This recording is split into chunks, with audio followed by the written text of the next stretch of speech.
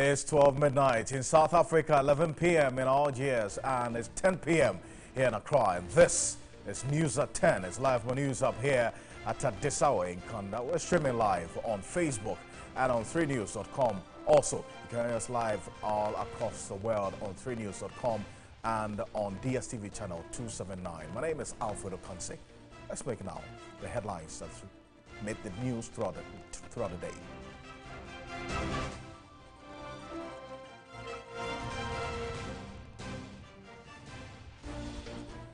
About 6 families are counting their losses after a ferocious fire Thursday evening swept through 12 apartments at new site close to the Takoradi Technical University in the Sekondi Takoradi metropolis, destroying thousands of property. It took 4 fire tenders close to 4 hours to douse the fire.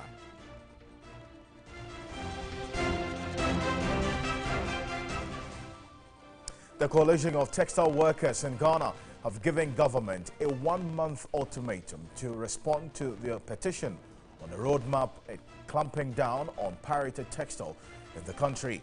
The group hit the streets in Accra to protest the continuous smuggling and sale of pirated wax prints, despite the formation of a task force to check the menace.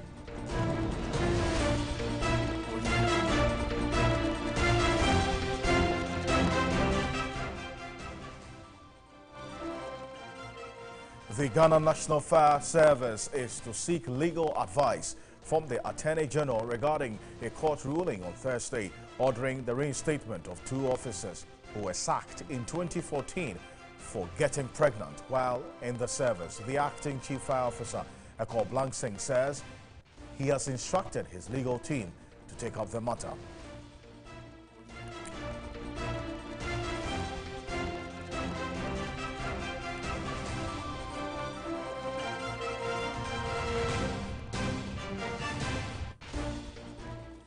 Those were some of the headlines for the news that made the line throughout the day. But remember, there's a lot more on 3news.com. Let's settle now for the big one.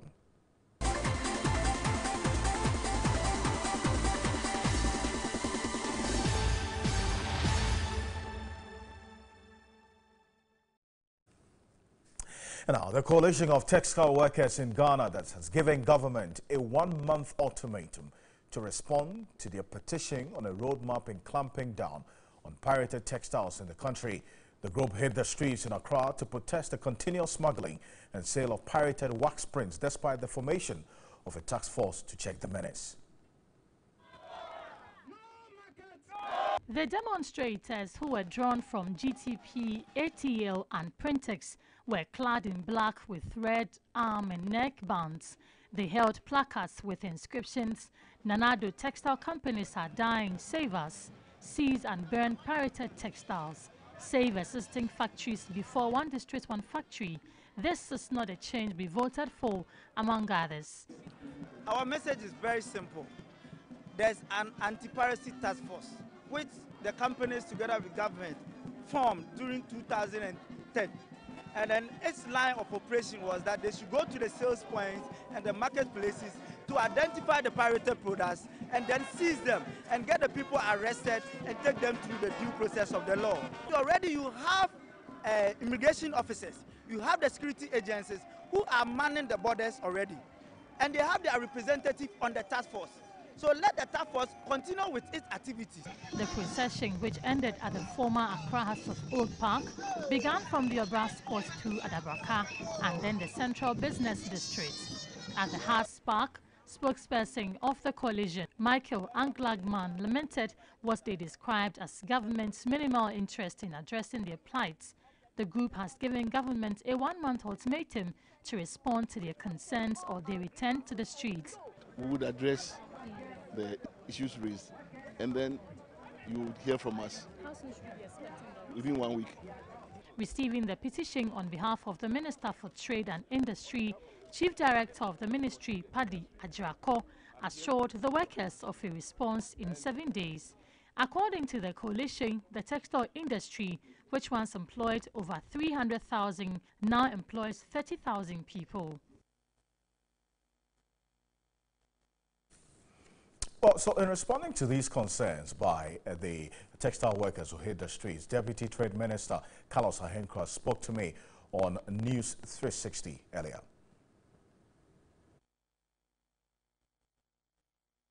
What's your assessment of the task force work after you limited the operations to the Eastern Corridor? Well, thank you very much, and let me say a good evening to your viewers. The point is, the people who are actually well versed in this business of identifying where we can trace these smugglers, or where we can even locate the warehouses where they keep these smuggled textiles, refused to join the task force since May, when we set up the group.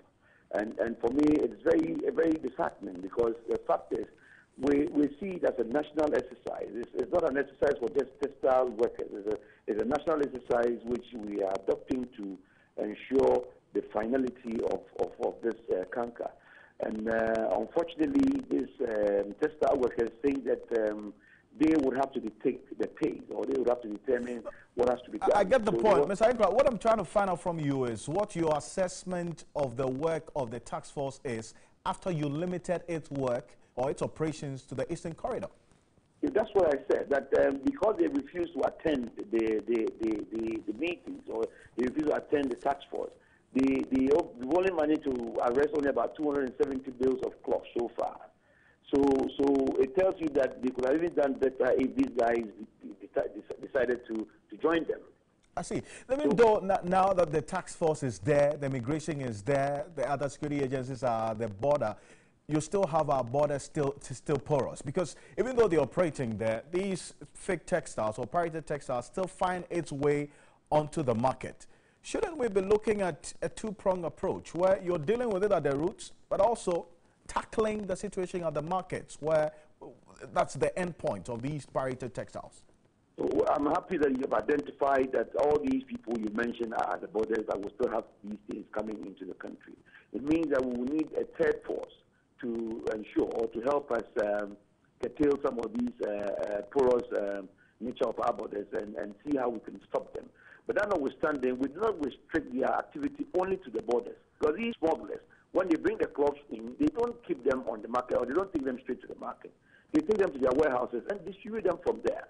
We have asked that, as part of the terms of reference of the task force, they're supposed to identify suspicious warehouses, bust and collect cloth that is suspected to be pirated or counterfeited.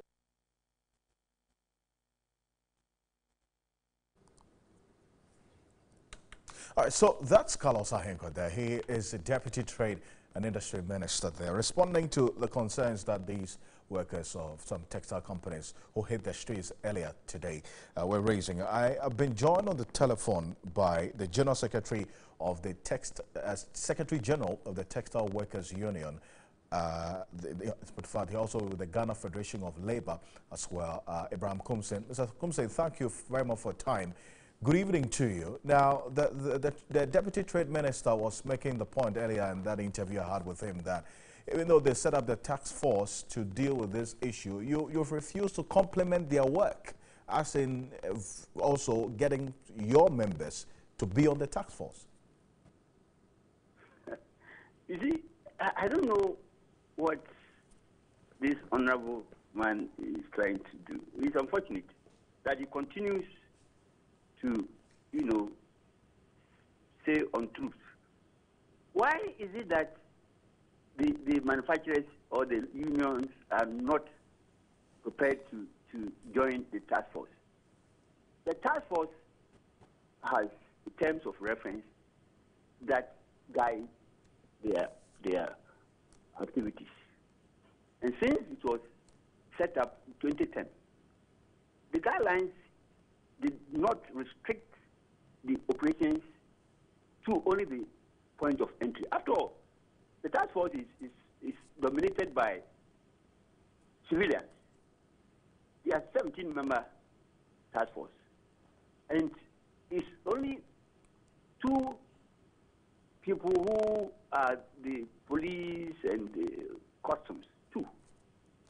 The remaining are poor workers who have volunteered to help identify the fake textiles. ones. Yeah. And so if you are saying that these people who have been employed by the companies should leave their core business that they are doing for their employees to go to the borders, where? Moreover, these people are not using the approved entry point, that is Afrao. They are passing through Ada, in the rivers and the seas, the bushes there. So it is not easy, unless they form a human chain. And that's why you need about 1,000 people to form a human chain along the borders. It's not possible. So what we are saying is that we know that these goods are brought into places that we know, the point of sales. And he is talking about warehouses. Yes. The warehouses are situated in the middle of the market. So once you are there, you are in the market. So they are restricting us. No, don't go to the market. No, if you go there, you create fear and panic. What fear and panic? The people are not engaged in lawful activities. They are destroying the economy. And you say you have created task force. To do what? Is the Galamsey task force, are they operating in Accra? Do we mine in Accra? The task force for the Galamseyers are in the thick forest there. They are over there where they are mining this mineral. And so we are saying that the task force, our task force, should not step where these goods are being sold. We say that what are you saying? This morning he was saying that when they go there, task force goes to the market, they go and steal kente crop and all. What kind of lies are these? To see what? They don't go there alone. When they are going, let me finish this. When they are going there, they seek authority from the regional commander, the police regional commander.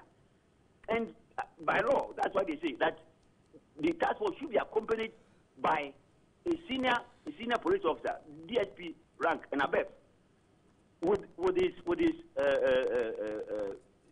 men to go and help. So I say that the DSP will sit by or stand by for people to steal kente crop for what? He's lying. Okay, so let me just establish this. Meeting, please arrange a meeting so that I will come and engage him on television. And obviously, it's something we're going to do, as we've indicated, but I want to find out from you. You know these warehouses you are saying are located in the markets. That's the end point of these pirated textiles. Have you notified the Trade Ministry? If you have, what have they done about this? We have written to them several times. We have met with them, the minister himself, the two deputies, Honorable Carlos Ahinkra, and then Lindsay. We have met them several times. They are restricting. They say we shouldn't go there at all, because if you go there, somebody has gone for some small loans to start some business, and he's selling this thing to make living for what? To engage in illegal trade. These activities are destroying the Ghanaian economy. And we said that they should be there. I was saying that, look, you people have appointed special prosecutor to prosecute you. To prosecute you. To prosecute you, the ministers, and leave the people on the ground there. In the ministries who are aiding and abetting this kind of crime.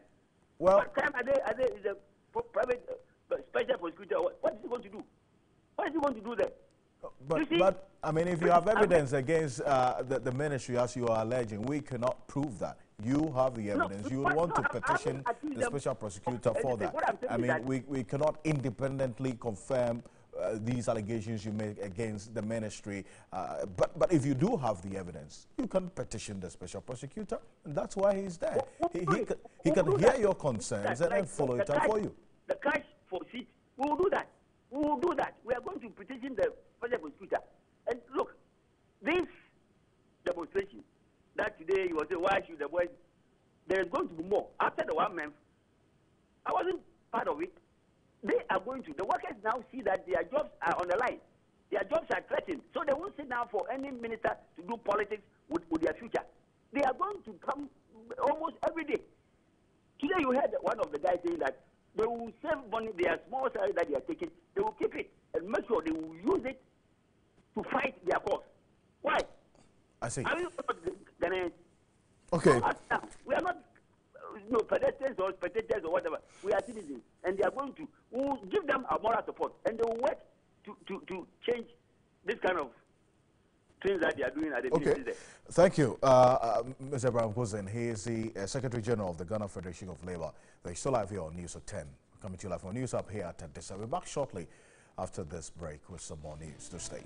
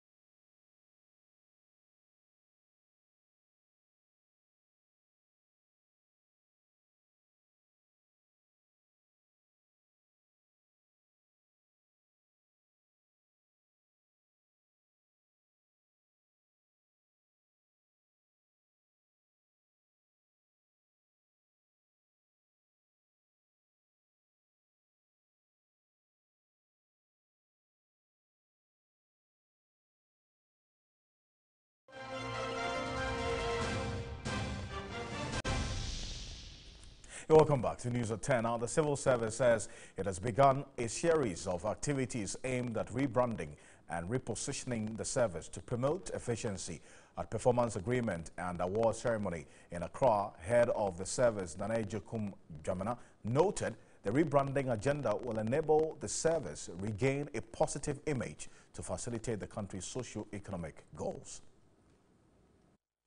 Head of Civil Service, Nana Jokum Jamina, also expressed worry about unauthorized use of the ministerial enclave as a thoroughfare. He said the service would collaborate with the Accra Metropolitan Assembly to decongest the area and also improve upon security. There are so many people hustling, directors, ministers left and right, people hawking, taxi drivers, truck drivers come. You won't find that in any country. Secretary to Cabinet Mercy Deborah Kakari, who represented the Vice President, challenged civil servants to come up with innovative ways of overcoming inadequacy of resources. The Chief Director of the Roads and Highway Ministry, Godwin Brooke, who was adjudged the best performing Chief Director in 2017, said the performance management systems promote teamwork.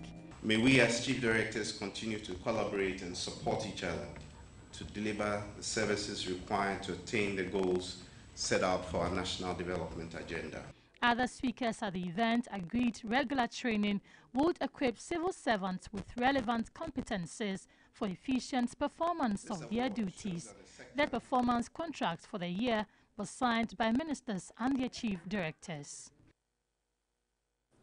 Now, the Vice President, Dr. Mahmoud Bawumia, says government is in the next few months will procure adequate logistics to assist the Ghana Armed Forces deal with illegal armed trafficking and terrorism. The Vice President was of the firm belief this will strengthen the peace and stability of the country and also increase public confidence in the military. He was speaking at the graduation parade of the Special Medical Intake 4 for this year in Accra.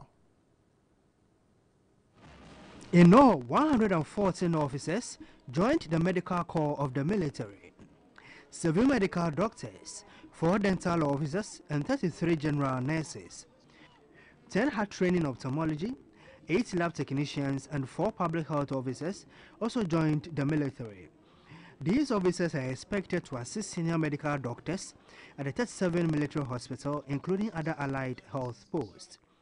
3 of the officers who excelled in academics were awarded the Commandant of the Military Academy Prize, Commandant Prize, and the Chief of Defense Prize.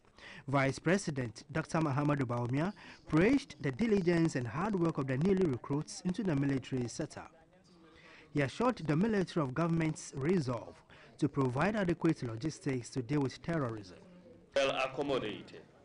As the country finds itself in the midst of security threats as illegal arms trafficking and terrorism, government is committed to equipping the Ghana Armed Forces with the necessary logistics support and training to boost its operational efficiency to meet emerging challenges. The Vice President, Dr. Mahmoud Bawumia, again reiterated government's commitment to deal with the accommodation challenges of the military. Work has already started on the barracks regeneration projects, and the President wishes to assure you that the momentum will be maintained to ensure that all service personnel and their families are well accommodated. Meanwhile, he has lauded the leadership of the military for enrolling its civilian staff on the National Health Insurance Scheme. The High Command is making efforts to enroll all service personnel, civilians as well as entitled dependents on the scheme in order to improve health delivery at the various military health facilities.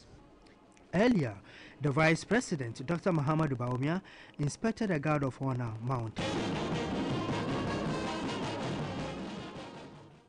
The Ministry of Employment and Labor Relations is to soon file a legal suit against employers in the private sector who default in paying the daily minimum wage. According to the ministry, its investigations indicate some employers are not paying the 9 cedis and 60 pesos to their workers. The suit is expected to be filed through the Labor Department of the ministry to deter employers from doing this year. The daily minimum wage is the least amount that employers are to pay their employees. In 2017, the wage was pegged at 9 cedis 60 pesos, which some argued as woefully inadequate. For this year, 2018, the tripartite is yet to agree on the wage. However, the Labor Department of the Ministry of Employment has identified some employers who are not paying. The department says it will secure legislative instruments to gazette the payment of the minimum wage. This, the department is confident, will impose obligation on employers to pay the amount. That notwithstanding, the Assistant Chief Labor Officer, Andrews Obidiaba, warned the unit will not hesitate to deal with employers. We have realized through our reports that some employers are paying below national minimum wage. What we do is that we put them on their toes, and then we go there to make sure that they do the right thing. I think the minister has made it very clear that those who are found to have been paying below the national minimum wage will be dealt with. To mark this year's Health and Safety Day, the Industrial and Commercial Workers Union, ICU, is calling on employers to provide tools for employees to work. The leadership of the union again assured of engaging with the National Pensions Regulatory Authority to deal with employers who have failed to pay the second-tier pension scheme of workers. Its Deputy General Secretary Morgan Ayawene again warned against casualization at the workplace. When you are working, anywhere, you are not safe. You may think that you are safe, but, trust me, one day you will wake up and then you have no job if we don't start this fight. And it is not only for trade unions, those who are even outside the trade unions must join, the fight. Greater Accra Regional Secretary of ICU, Thomas Atia, implored members to report to the leadership about poor working environment. Personal health and safety to mark it. And then this talk that is coming is to enable us, empower our membership to be able to fight this work-related hazard that is at most of the companies. The Health and Safety Day is celebrated as part of the activities marking this year's May Day celebration. Now, the Ghana National Fire Service is to seek legal advice from the Attorney General regarding a court ruling on Thursday ordering the reinstatement of 2 officers who were sacked in 2014 for getting pregnant whilst in the service. The acting chief fire officer, Eko Blangsing, says he has instructed his legal team to take up the matter.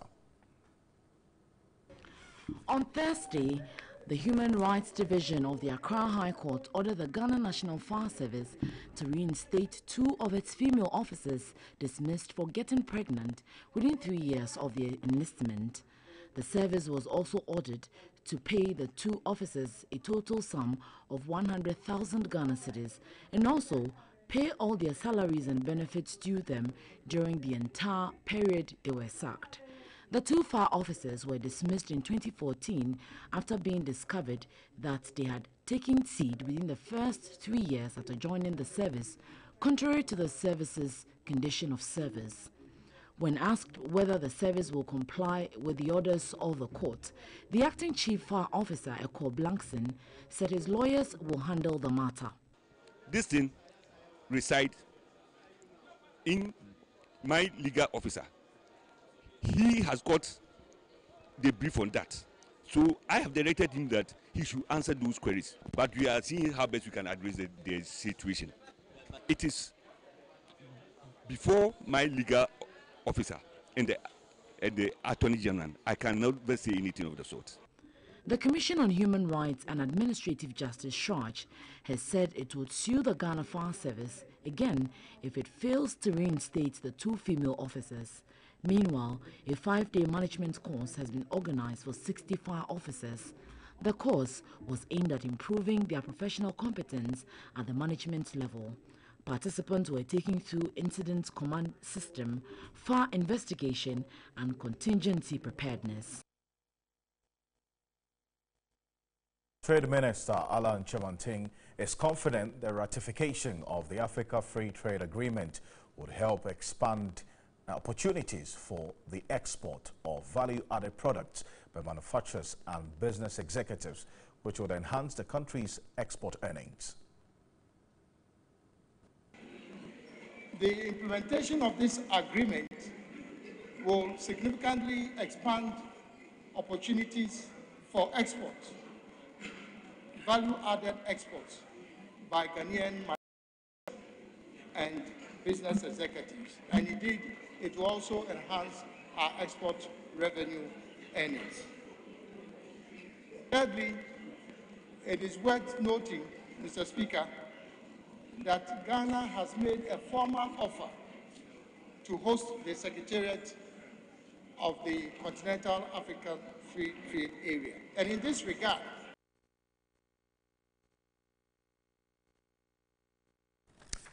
we've just got some sad news just coming through right now.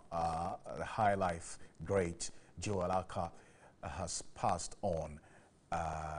He is reported to have passed on earlier today. And the High Life legend, music composer of the NDC party anthem, one of the major works he's known for, is confirmed to have passed on today at age 73. And for those of you who've been following us here on TV3, also Orion, the rest of the team have been doing a lot of work on this, and may his soul rest in perfect peace And also, we extend our condolences to the bereaved family at this moment. And on that very sad note, I would want to say thank you for spending your 30 minutes with us here on News at 10. On behalf of the rest of the team, we're grateful and do have a good night.